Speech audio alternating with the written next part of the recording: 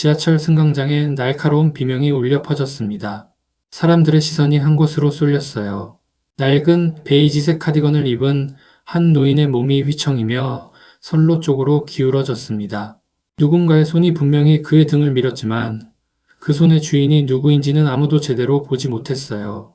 다음 칸으로 들어오는 열차의 불빛이 점점 가까워지고 있었습니다. 누군가 다급하게 그의 옷자락을 붙잡았어요. 대체 누가 왜 저토록 평범해 보이는 노인을 선로로 밀었을까요? 며칠 전까지만 해도 그는 그저 검소한 차림으로 지하철을 타고 다니는 흔한 어르신처럼 보였습니다. 하지만 그를 떠밀게 만든 사람들에게는 그가 결코 평범한 사람이 아니었다는 사실이 너무 늦게 찾아왔습니다. 이 충격적인 사건의 전체 이야기가 궁금하시다면 잠시만 구독 버튼을 눌러주세요. 평범해 보이는 사람들의 숨겨진 이야기를 매일 전해드리는 채널입니다. 알림 설정까지 해두시면 다음 이야기도 놓치지 않고 보실 수 있어요. 이야기는 이 사건이 있기 한참 전 어느 평범한 봄날로 거슬러 올라갑니다. 윤서아의 하루는 늘 아침 7시 반에 시작됐습니다. 초등학교 5년차 교사인 그녀는 아이들보다 먼저 교실 문을 열어야 마음이 편했어요. 교실을 정리하고 나면 어느새 아이들이 하나둘 들어왔습니다. 선생님, 안녕하세요. 아이들의 인사소리가 교실을 가득 채웠어요. 한 아이가 다가와 손을 들었습니다. 선생님, 저 오늘 짝꿍이랑 안 싸웠어요. 그래? 우리 민준이 정말 잘했네. 서아가 웃으며 머리를 쓰다듬어 줬습니다. 작고 사소했지만 그녀에겐 그런 순간들이 하루를 채우는 이유였어요. 점심시간 옆반 동료 교사가 다가왔습니다. 서아 선생님, 상견례 날짜 잡았다면서요? 좋겠다. 아직 떨려요. 처음 뵙는 자리잖아요. 긴장하지 마요. 도연 씨 사람 좋아 보이던데. 서아는 웃어 보였지만 마음 한편은 살짝 불안했습니다. 서아의 아버지는 말이 많은 사람이 아니었습니다. 10년 전 어머니를 떠나보낸 뒤로 줄곧 혼자서 딸을 키워온 사람이었어요. 무슨 일을 하느냐고 물으면 그저 회사 일로 바쁘다고만 했습니다. 아빠는 또 출장이에요? 응, 며칠 다녀와야 할 것 같다. 서아도 어릴 때부터 그런 대화에 익숙했어요. 묻지 않아도 되는 건 묻지 않는 것, 두 사람 사이에 오래된 약속 같은 거였습니다. 차도현과 처음 만난 건 1년 전 동료 교사의 결혼식장에서였습니다. 시내 한 호텔 안 결혼식장에서 행사 기획을 맡고 있던 사람이 도연이었어요. 신부 측 부탁으로 작은 문제를 돕다가 서아와 마주쳤죠. 혹시 신부님 친구분 되세요? 좌석표가 잘못된 것 같아서요. 도연이 먼저 웃으며 말을 걸었습니다. 말투는 부드럽고 표정은 편안했어요. 나쁘지 않은 사람이라고 서아는 그렇게 생각했습니다. 그렇게 만남이 시작됐습니다. 주말마다 데이트를 했고 도연은 다정했어요. 작은 기념일도 잊지 않고 챙기는 사람이었습니다. 어느 날 도연이 꽃다발을 건네며 말했어요. 오늘이 우리 만난 지 100일째인 거 알아요?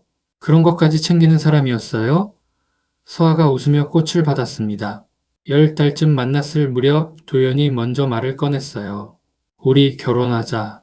서아는 조금 놀랐지만 싫지 않았습니다. 이 사람이라면 괜찮겠다고 그렇게 믿었어요. 아버지에게 그 소식을 전했을 때 아버지는 별다른 말 없이 고개를 끄덕였습니다. 네가 좋다면 됐다. 그 말이 전부였어요. 그렇게 양가 어른들이 만나는 날짜가 잡혔습니다. 도연이 전화로 다시 한번 확인했습니다. 이번 주 토요일 저희 호텔 식당으로 예약해놨어요.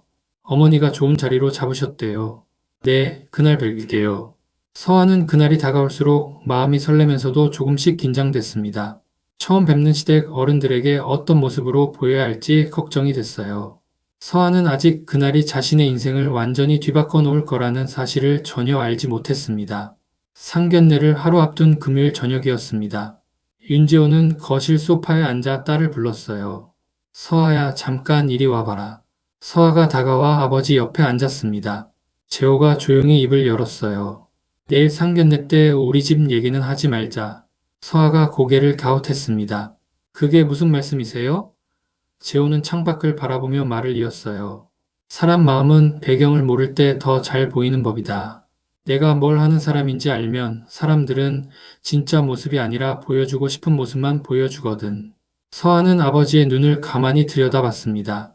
그 눈빛 속에 담긴 뜻을 정확히는 몰랐지만 거역할 생각은 없었어요. 알겠어요, 아빠. 재호가 딸의 손을 가볍게 잡았습니다. 그리고 내일은 지하철 타고 가자.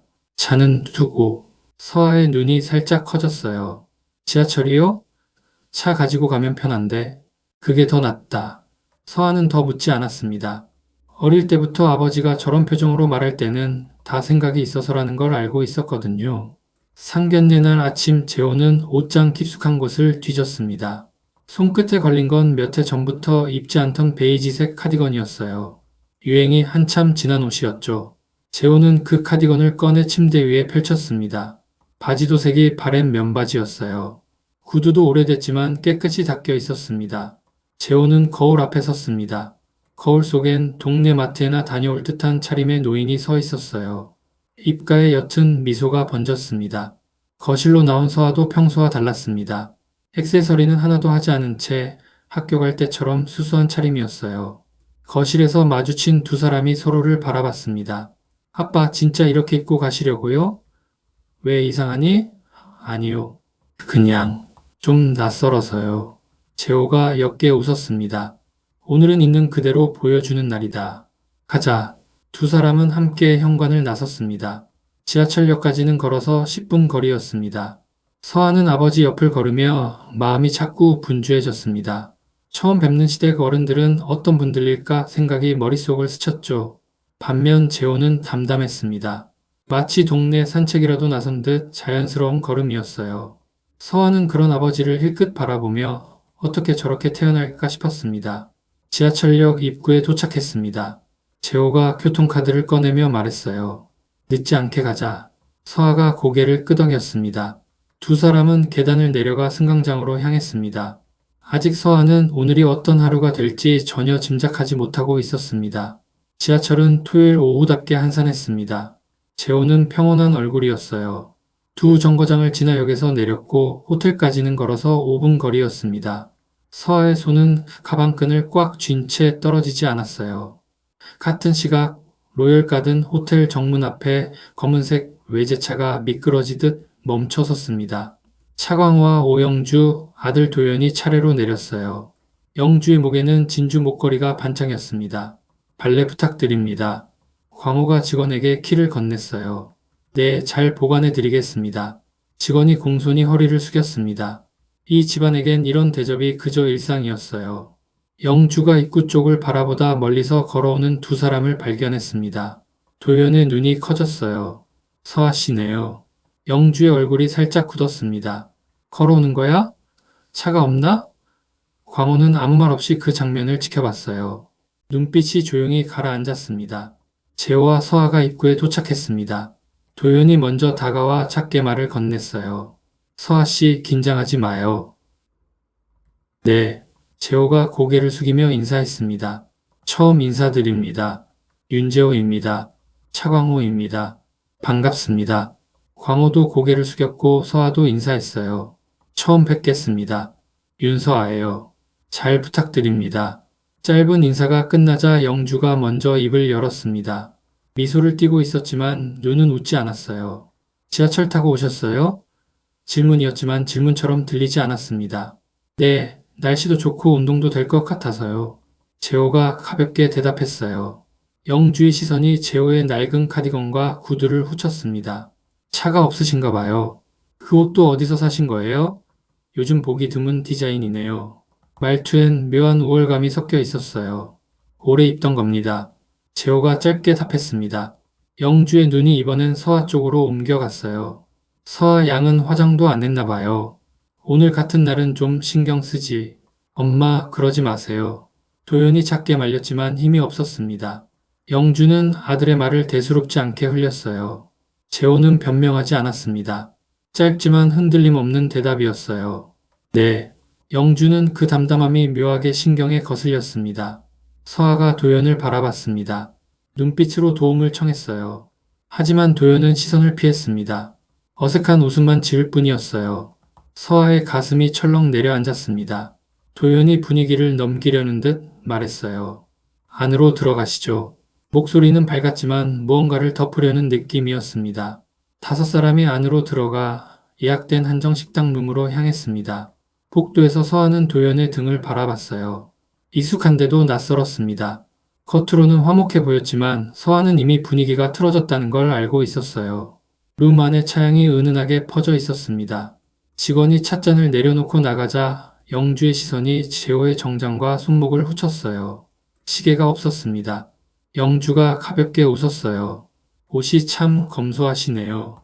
말은 공손했지만 의미는 달랐습니다. 재호는 고개만 끄덕였어요. 표정에는 미세한 흔들림조차 없었습니다. 잠시 침묵이 흘렀어요. 광호가 찻잔을 내려놓으며 입을 열었습니다. 결혼이라는 게 결국은 집안끼리의 결합 아니겠습니까? 서로 격이 맞아야 하는 건데. 광호가 말끝을 흐렸어요. 도연이가 좋다고 하니 저희도 어쩔 수 없이 이 자리에 나왔습니다만. 어쩔 수 없이 그 말이 공기 중에 무겁게 떠올랐습니다. 서아의 손이 무릎 위에서 움츠러들었어요. 도연은 시선을 테이블 위에 떨어뜨린 채 아무 말도 하지 못했습니다. 영주가 재호를 보며 말했습니다. 솔직히 말씀드려서 너무 기울어진 결혼이 아닌가 싶어요. 말투는 차분했지만 그래서 더 날카로웠습니다. 결혼을 손익으로 계산하는 게 분명히 드러났어요. 서아의 얼굴에서 핏기가 서서히 빠져나갔습니다. 영주가 핸드백에서 흰 봉투를 꺼냈습니다. 테이블 위로 자연스럽게 밀어놓았어요. 요즘은 이 정도는 다들 압니다. 서아가 봉투에서 종이를 꺼냈습니다. 예단 목록이었어요. 고급 가방과 시계, 모피코트까지 금액이 빼곡하게 적혀 있었고 대충 봐도 억 단위가 훌쩍 넘었습니다. 서아의 손이 떨렸어요. 손끝에 들어간 힘이 종이를 구길 듯 했습니다. 저기, 어머니 이건 좀. 서아가 말끝을 흐렸어요. 영주는 눈 하나 깜빡이지 않았습니다. 요즘 다 이 정도는 해요. 우리 집 체면도 있는데. 재호가 처음으로 입을 열었습니다. 목소리는 낮고 담담했어요. 이게 협의하자는 건가요? 아니면 이대로 준비하라는 건가요? 영주가 잠깐 멈칫하다 미소 지으며 답했어요. 사돈 생각해서 최소한으로 정리했어요. 빠짐없이 준비해 주세요. 재호는 더 묻지 않고 고개만 끄덕였습니다. 하지만 눈빛은 이미 많은 걸 꿰뚫어 보고 있는 듯 했어요. 마치 모든 것을 마음속에 새겨두는 사람처럼 보였습니다. 영주는 거기서 멈추지 않았어요. 원래 이런 건 친정 어머니가 챙겨주는 건데 어머니가 안 계시니 이바지 음식 준비해 줄 사람도 없겠네요. 그 순간 서아의 숨이 멎는 것 같았습니다. 돌아가신 어머니 이야기가 이런 식으로 나올 줄은 몰랐어요. 눈시울이 뜨거워졌지만 서아는 끝내 울지 않으려 입술을 깨물었습니다. 도연이 어색하게 웃으며 끼어들었어요. 엄마, 그런 말은 좀. 하지만 목소리에 힘이 없었고 영주는 가볍게 흘렸습니다. 넌 가만히 있어. 어른들이 알아서 할 일이야. 서아는 고개를 숙인 채 무릎 위 손을 꽉 쥐었습니다. 손톱이 손바닥을 파고들었지만 느껴지지 않았어요. 재호는 끝까지 말이 없었습니다. 그저 앞에 앉은 사람들을 조용히 바라볼 뿐이었어요. 그 담담하면서도 깊은 눈빛이 영주에게는 어딘가 거슬렸습니다. 음식이 나왔지만 아무도 젓가락을 들지 않았습니다. 광호가 노골적인 어조로 먼저 입을 열었어요. 솔직히 말씀드릴게요. 이 결혼 저희 쪽에서 보면 완전히 미치는 장사입니다. 미치는 장사. 그 말이 테이블 위에 툭 떨어졌어요. 서아 양 조건이면 더 좋은 자리도 있었어요. 도연이 고집 때문이었죠. 영주가 광호의 말에 힘을 실었습니다. 교사 월급이 우리 도연이 한 달 용돈만 하겠어요? 너무 아까운 자리예요. 영주는 차분한 말투였지만 그래서 더 잔인했습니다. 서아의 얼굴이 하얗게 질렸어요. 서아가 도연을 바라보며 도움을 청했지만 도연은 고개를 숙인 채 물잔만 만지작거렸습니다. 재호는 묵묵히 듣다가 젓가락을 조용히 내려놓으며 말했습니다. 그렇게 아까우시면 그 자리 보시지요. 영주의 표정이 굳었어요. 광호도 눈을 깜빡였습니다. 재호가 고개를 들었습니다. 눈빛이 처음으로 차가워졌어요. 이 결혼은 없던 걸로 하는 게 좋겠습니다. 제 딸을 이런 집에 보낼 생각 없습니다. 순간 테이블 위 공기가 얼어붙었습니다. 뭐라고요? 이런 집이요? 광호의 얼굴이 벌겋게 달아올랐고 영주가 벌떡 일어섰습니다. 지금 상황 파악이 안 되세요? 감히 먼저 파혼을 해요? 재호는 대답 없이 일어나 서아를 바라봤습니다. 서아야, 일어나자. 서아가 다리를 떨면서도 아버지의 손을 꽉 잡고 일어났습니다. 도연이 다급히 따라 일어섰어요. 아버님, 잠깐만요. 이게 아니라. 재호가 도연을 한번 바라봤습니다. 눈빛이 싸늘했어요. 아까부터 보고 있었습니다. 한마디도 안 했더군요. 그런 사람이 내 딸을 어떻게 지켜주겠어요? 재호가 광호 부부를 향해 가볍게 고개를 숙였어요. 오늘 식사비는 제가 내겠습니다. 그 말을 끝으로 재호는 서아의 손을 잡고 룸을 나섰습니다. 카운터에서 계산하려는 순간 다급한 발소리가 들렸어요. 미처 뒤를 돌아보기도 전에 차가운 물이 쏟아졌습니다. 뒷머리와 어깨가 흠뻑 젖었고 로비에 있던 손님들이 일제히 고개를 돌렸어요. 돌아보니 영주가 빗물컵을 든 채 얼굴이 벌겋게 달아올라 있었습니다.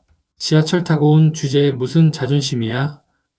영주의 목소리가 로비 전체에 울렸습니다. 도연이 다급히 어머니의 팔을 붙잡았어요. 엄마, 뭐 하시는 거예요?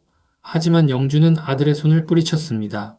닥쳐. 가진 것도 없는 것들이. 영주가 물컵을 바닥에 내동댕이 쳤어요. 쨍그랑 소리가 로비에 울렸습니다. 지배인이 다가와 손수건을 내밀었고 재호는 조용히 얼굴에 물기를 닦았습니다. 손이 전혀 떨리지 않았어요. 서아가 아버지 앞으로 나서며 떨리지만 분명한 목소리로 말했습니다. 제가 이 결혼 안 합니다. 그리고 도연을 향해 고개를 돌렸어요. 도연 씨, 내가 사람을 잘못 봤네요. 도연의 입술이 파르르 떨렸습니다. 뭐라 말하려 했지만 소리가 나오지 않았어요. 재호가 서아의 손을 다시 잡고 걸음을 옮겼습니다. 밖으로 나오자 차가운 바람이 젖은 어깨를 스쳤지만 가슴 한구석은 이상하게 후련했어요. 잘했다, 서아야. 재호가 조용히 말했습니다. 서아는 대답 대신 아버지의 팔에 얼굴을 묻었어요. 소리 없이 울고 있었습니다. 음식이 나왔지만 아무도 젓가락을 들지 않았습니다.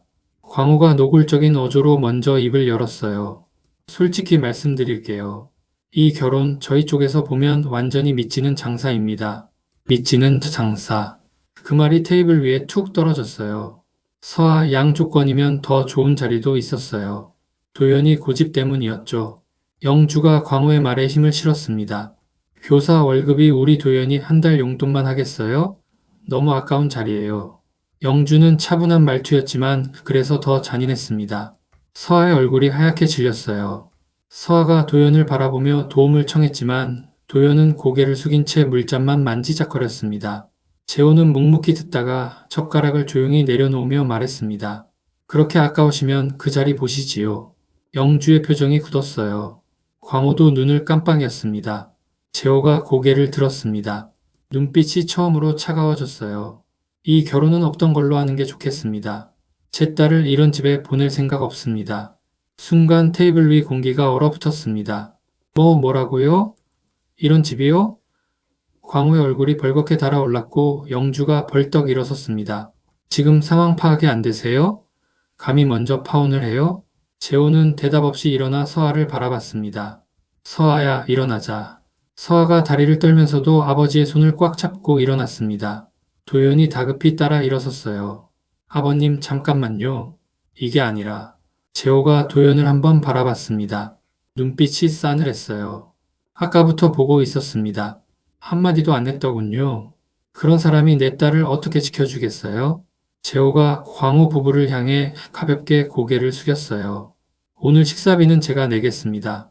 그 말을 끝으로 재호는 서아의 손을 잡고 룸을 나섰습니다. 카운터에서 계산하려는 순간 다급한 발소리가 들렸어요. 미처 뒤를 돌아보기도 전에 차가운 물이 쏟아졌습니다. 뒷머리와 어깨가 흠뻑 젖었고 로비에 있던 손님들이 일제히 고개를 돌렸어요. 돌아보니 영주가 빗물컵을 든 채 얼굴이 벌겋게 달아올라 있었습니다. 지하철 타고 온 주제에 무슨 자존심이야? 영주의 목소리가 로비 전체에 울렸습니다. 도연이 다급히 어머니의 팔을 붙잡았어요. 엄마, 뭐 하시는 거예요? 하지만 영주는 아들의 손을 뿌리쳤습니다. 닥쳐. 가진 것도 없는 것들이. 영주가 물컵을 바닥에 내동댕이 쳤어요. 쨍그랑 소리가 로비에 울렸습니다. 지배인이 다가와 손수건을 내밀었고 재호는 조용히 얼굴에 물기를 닦았습니다. 손이 전혀 떨리지 않았어요. 서아가 아버지 앞으로 나서며 떨리지만 분명한 목소리로 말했습니다. 제가 이 결혼 안 합니다. 그리고 도연을 향해 고개를 돌렸어요. 도연 씨, 내가 사람을 잘못 봤네요. 도연의 입술이 파르르 떨렸습니다. 뭐라 말하려 했지만 소리가 나오지 않았어요. 재호가 서아의 손을 다시 잡고 걸음을 옮겼습니다. 밖으로 나오자 차가운 바람이 젖은 어깨를 스쳤지만 가슴 한구석은 이상하게 후련했어요. 잘했다, 서아야. 재호가 조용히 말했습니다.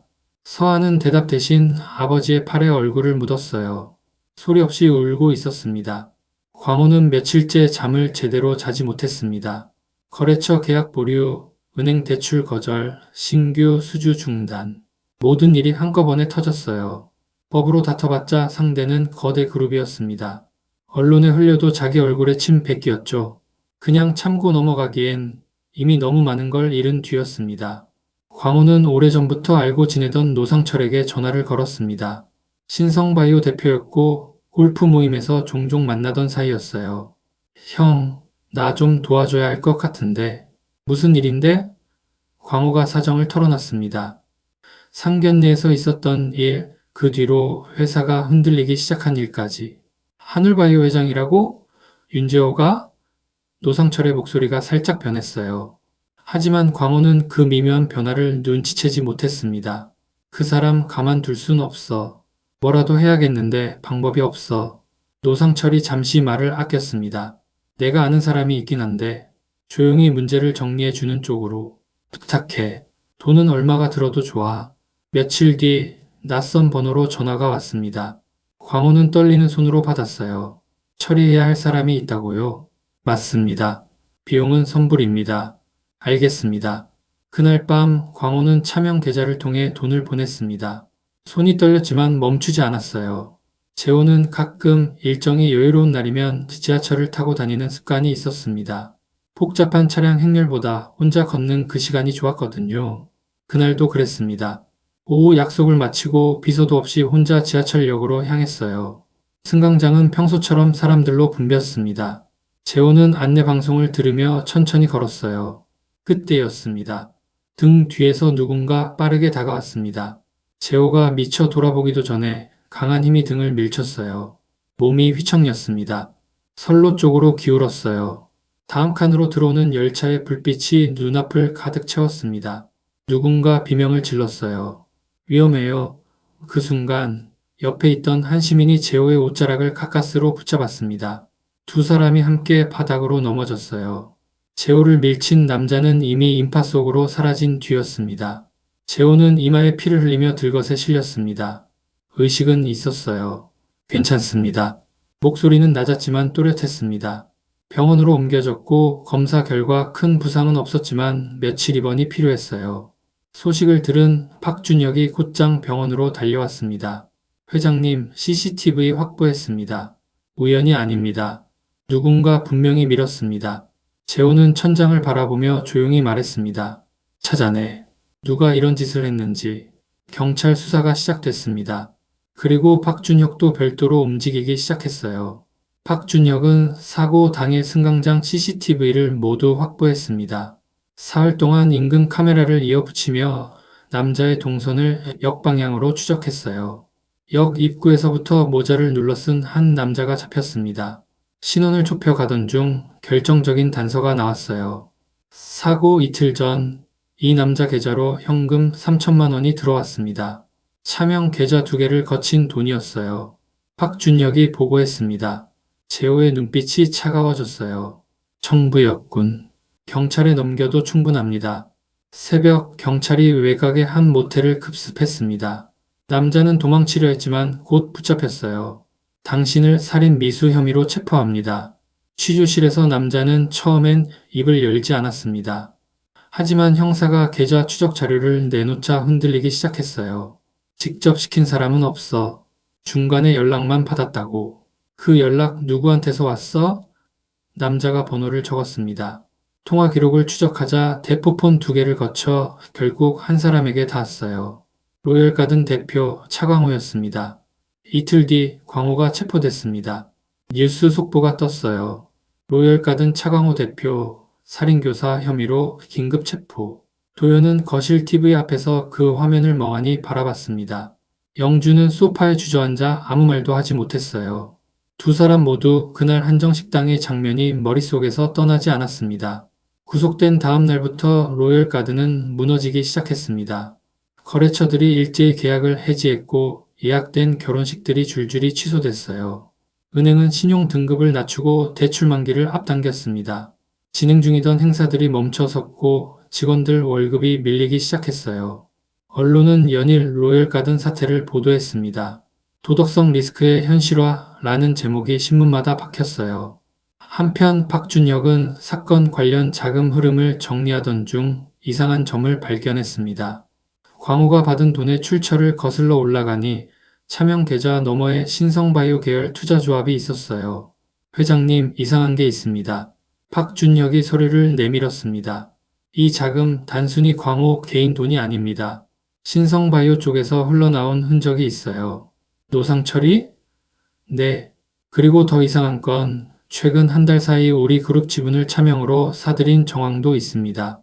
회장님이 이번에 계신 동안 집중적으로요. 재호의 눈빛이 깊어졌습니다. 단순한 보복이 아니었다는 거군. 광호의 분노를 이용해서 그 틈에 지분을 노린 겁니다. 처음부터요. 박준혁의 말이 끝나자 서재에 무거운 침묵이 흘렀습니다. 재호는 잠시 말을 잃었습니다. 한 사람의 어리석은 분노 뒤에 더 차갑게 계산된 손이 있었다는 사실이 천천히 드러나고 있었습니다. 박준혁이 정리한 자료는 금융감독 당국에 전달됐습니다. 신성바이오의 차명 지분 매집과 광호에게 흘러간 자금 흔적까지 모두 담겨 있었어요. 노상철은 불법 자금 거래와 시세 조종 혐의로 조사를 받기 시작했습니다. 처음부터 끝까지 다 계산된 거였군요. 박준혁이 보고서를 덮으며 말했어요. 재호는 짧게 대답했습니다. 욕심이 사람을 그렇게 만드는 거다. 노상철의 인수 시도는 그렇게 무산됐습니다. 이사회에서 해임됐고 검찰 수사까지 받고 있습니다. 박준혁이 덧붙였어요. 광호는 결국 살인교사 혐의로 실형을 선고받았습니다. 항소했지만 시간이 지나며 조용히 형기를 받아들였다고 했어요. 로열가드는 이름조차 남기지 못한 채 다른 회사에 흡수됐습니다. 영주와 도연은 살던 집을 내놓고 변두리로 거처를 옮겼어요. 도연은 이름을 숨기고 물류창고에서 야간 일을 시작했습니다. 영주는 동네 식당 주방 보조로 일하게 됐어요. 누구도 예전에 그녀를 알아보지 못했습니다. 1년이 지났습니다. 윤서아는 여전히 같은 학교에 있었지만 작은 변화가 있었어요. 형편이 어려운 아이들을 위해 시작한 방과 후 프로그램이 입소문을 타면서 교육청 표창까지 받았습니다. 그 일이 알려지며 하늘그룹 산하교육재단에서 그녀에게 연락이 왔어요.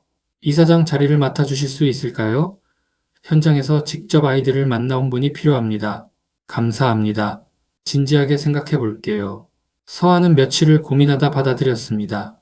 아버지의 회사라서가 아니라 자신이 해온 일이 인정받았다는 확신이 들었기 때문이었어요.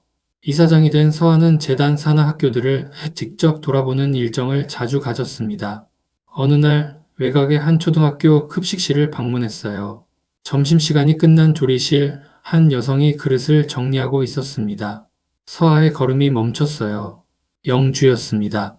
영주도 서아를 알아봤어요. 손에 든 그릇이 살짝 흔들렸습니다. 두 사람 사이에 잠시 침묵이 흘렀어요. 영주가 천천히 고개를 숙였습니다. 그때는 정말 제가 잘못했어요. 목소리가 갈라졌어요. 변명도 설명도 없었습니다. 그냥 그 한마디뿐이었어요. 서아는 잠시 그 모습을 바라봤습니다. 한정식당에서 쏟아지던 모욕과 아버지의 어깨로 흐르던 물이 스쳐 지나갔어요. 하지만 화를 내지 않고 가볍게 고개를 숙인 뒤 조용히 돌아섰습니다. 같은 시각 도연은 창고 한 구석에서 핸드폰으로 뉴스를 보고 있었습니다. 하늘교육재단 신임 이사장 윤서아. 화면 속 그녀는 단정하고 단단해 보였어요. 도연은 한참 동안 그 사진을 들여다봤습니다. 미안하다는 말 한마디조차 이제는 전할 수 없는 사람이 되어 있었어요. 이야기를 다 듣고 나니 어떤 마음이 드셨나요?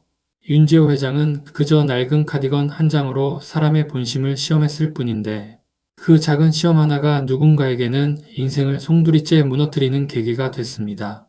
사실 그가 한 일은 거짓을 말한 것도 누군가를 속인 것도 아니었어요. 그저 평범한 차림으로 평범한 사람으로 그 자리에 섰을 뿐입니다. 진짜 모습을 드러낸 건 오영주와 차광호였죠. 사람은 누군가 자신보다 약해 보인다고 느끼는 순간 본성이 드러나는 법인지도 모릅니다. 지하철을 타고 왔다는 이유로, 교사라는 직업을 가졌다는 이유로 누군가를 깎아내리던 그 말들은 결국 자기 자신의 그릇을 보여준 거나 다름없었어요. 그리고 노상철처럼 남의 분노를 이용해 조용히 자기 이익을 챙기려는 사람도 있었습니다. 가장 위험한 욕심은 때로 가장 점잖은 얼굴을 하고 다가오는지도 모르겠습니다. 차도현의 침묵도 눈에 들어왔습니다. 그는 직접 누군가를 모욕하지 않았지만 끝까지 아무 말도 하지 않았어요. 어쩌면 가장 무서운 건 노골적인 악의가 아니라 그 옆에서 가만히 침묵하는 사람들일지도 모릅니다. 반면 윤서아는 누구의 도움 없이도 자신의 자리를 만들어냈죠. 아버지의 그늘이 아니라 자신이 쌓아온 시간으로요. 그리고 그 끝에서 마주한 오영주에게 굳이 모진 말 한마디 하지 않았습니다. 그저 조용히 돌아섰을 뿐이에요. 어쩌면 그게 가장 단단한 복수였는지도 모릅니다. 여러분은 어떠셨나요? 겉모습만 보고 누군가를 판단했던 순간이 혹시 떠오르지 않으셨나요? 오늘 이야기가 그런 순간을 한 번 더 돌아보는 계기가 됐다면 좋겠습니다. 이런 이야기 내일도 들려드릴게요. 구독과 좋아요로 응원해주시면 큰 힘이 됩니다.